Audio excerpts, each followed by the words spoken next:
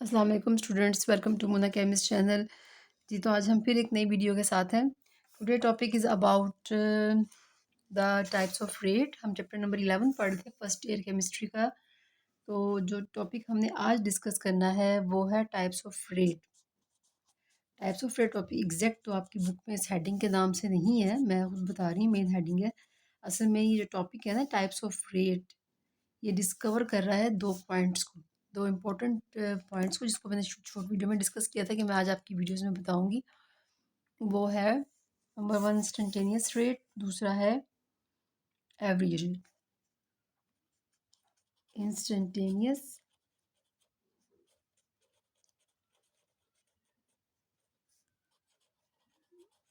Rate, ठीक है।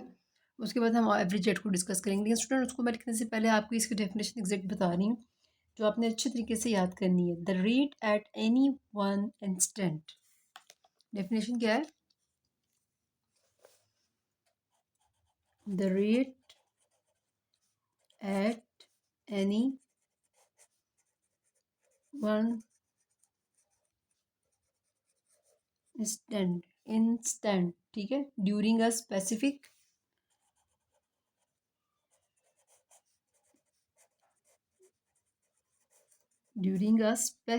अब काइंडली मैं आपको समझा दूंगी, आप इसमें परेशान ना हो। The rate at any one instant during a specific interval of time, interval of time, clear हो गया, इज कॉल्ड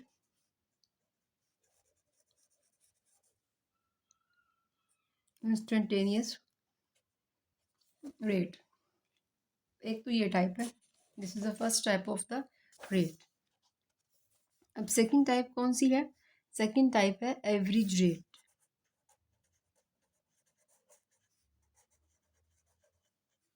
इसकी डेफिनेशन क्या है?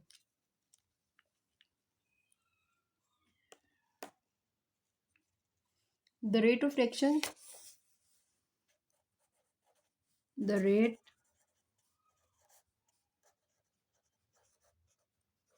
reaction between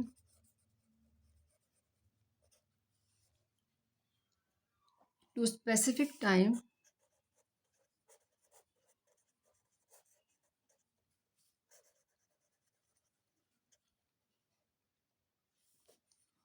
is called average rate. अच्छा स्टूडेंट, अब आप हमने डेफिनेशन तो लिख लिया, आपने याद भी कर ली, लेकिन अब समझना है सबसे अहम बात, सबसे अहम बात कि इसको आपने अंडरस्टैंड करना है। कहता है कि the rate at the any one, student आप एक केमिकल रिएक्शन कर रहे हैं। चलिए मैं आपको एक जनरल एग्जांपल पहले देती हूँ। सपोज आप कोई भी चीज़ आप ना, हम चलते हैं उस जगह पर जहाँ आपको ज़रा कॉन्सेप्ट इजीली क्लियर हो जाए कि मैं क्या समझाना चाह रही हूँ। आप चले जाते हैं कुकिंग किचन में, ठीक है, उधर आप कुछ पका रहे हैं, एक फॉर एग्जांपल समझने के लिए, आप कोई चीज़ कुकिंग कर रहे हैं, कोई भी चीज़ ले लें आप। Suppose we are make the tea, हम टी बना रहे हैं। अब टी की जो रिक्वायरमेंट्स हैं उसको बनाने के लिए वो क्या है? आपको मिल्क चाहिए, आपको शुगर चाहिए, आपको टी चाहिए, ठीक है ना। अब आपने दूध रखा, उसको बॉयल करना शुरू कर दिया। बहुत सारे तरीके मैं आपको आसान तरीका दिखा रही हूँ, ठीक है। आपने जो है वो दूध रखा और उसको आपने बॉयल करना शुरू कर दिया। उसके साथ ही कुछ लोग फिर उसके अंदर जैसे ही वो गर्म होता है पत्ती भी डालते हैं, चीनी भी डाल देते हैं, उसको बॉयल होने के लिए छोड़ देते हैं। अब ये एक वो सारा पॉइंट चल रहा है, वो सारे लम्हे चल रहे हैं जिसके अंदर उसने पक पक के आपके लिए टी रेडी करनी है, ऐसे ही है ना। कहता है कि the rate at any one instant, instant का बेसिकली मीनिंग होता है स्टूडेंट लम्हा। आप बॉयल कर रहे हैं, कॉन्स्टेंटली टेम्परेचर प्रोवाइड होता जा रहा है, जो है वो उस जो आपके पास पॉट है जिसमें आप चाय बना रहे हैं, मतलब वो पूरा एक प्रोसेस में केमिकल रिएक्शन में लगा हुआ है। लेकिन रेट भी उसका जो है वो पहले कम था, फिर आहिस्ता आहिस्ता बढ़ता चला जा रहा है, ऐसे ही है ना। ये तो नहीं कि आप एक चीज़ को तैयार कर रहे हैं तो उसका रेट जो है वो कम होता जा रहा है। रेट मैंने आपको बता दिया था क्या होता है, what are the meaning of rate.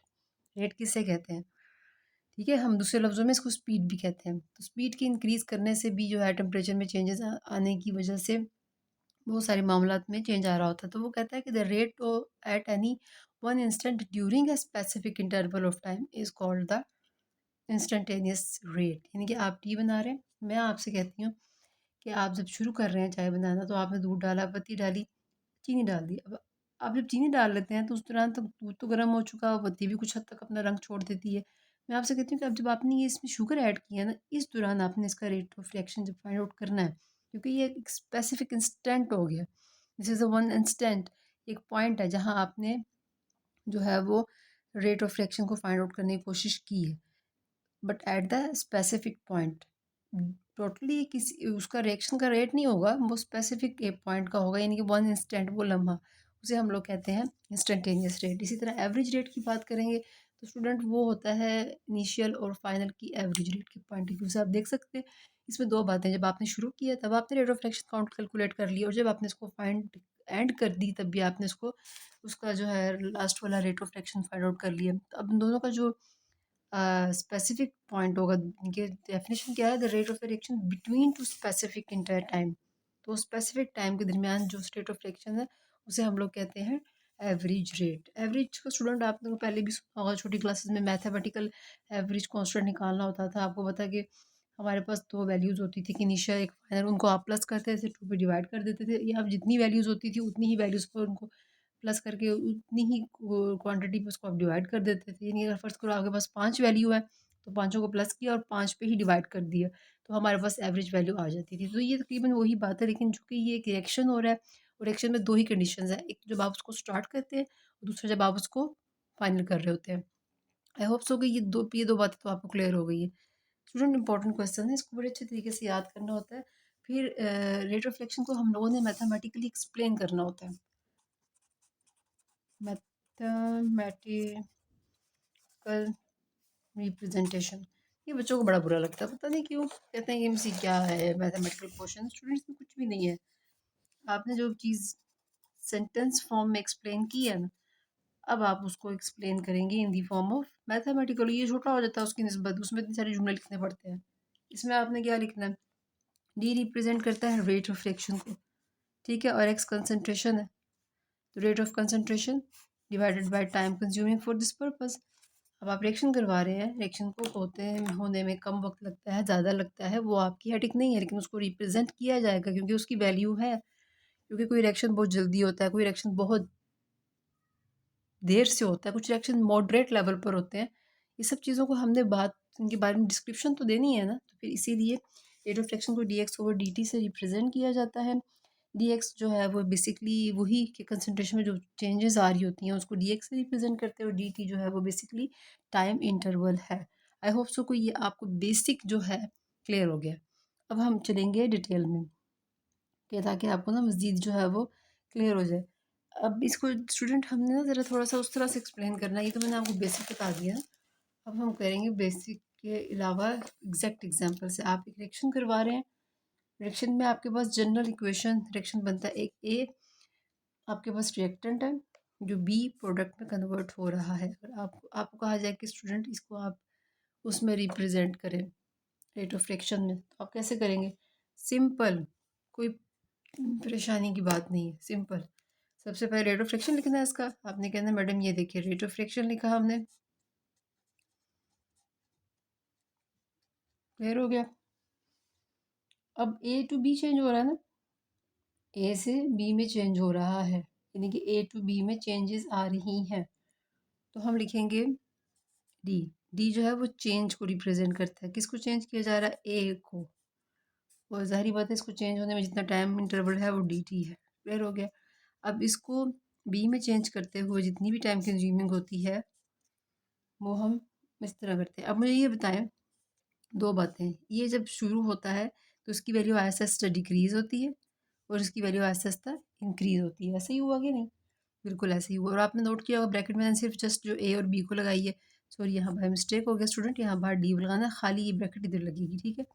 D, ये जो ब्रैकेट होती है ना, ब्रैकेट, इसका मतलब होता है कंसंट्रेशन। इसका मतलब क्या होता है?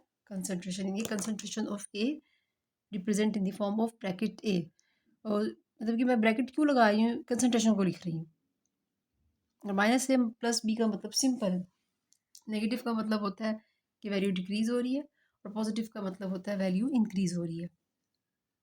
ठीक है स्टूडेंट, अब काइंडली इसको पहले समझें, फिर हम नेक्स्ट जो है पॉइंट्स को क्लियर करेंगे। मेरा जो नेक्स्ट हेडिंग है वो है about the specific rate constant. किसके बारे में है, हमें जो डिस्कस करना है स्पेसिफिक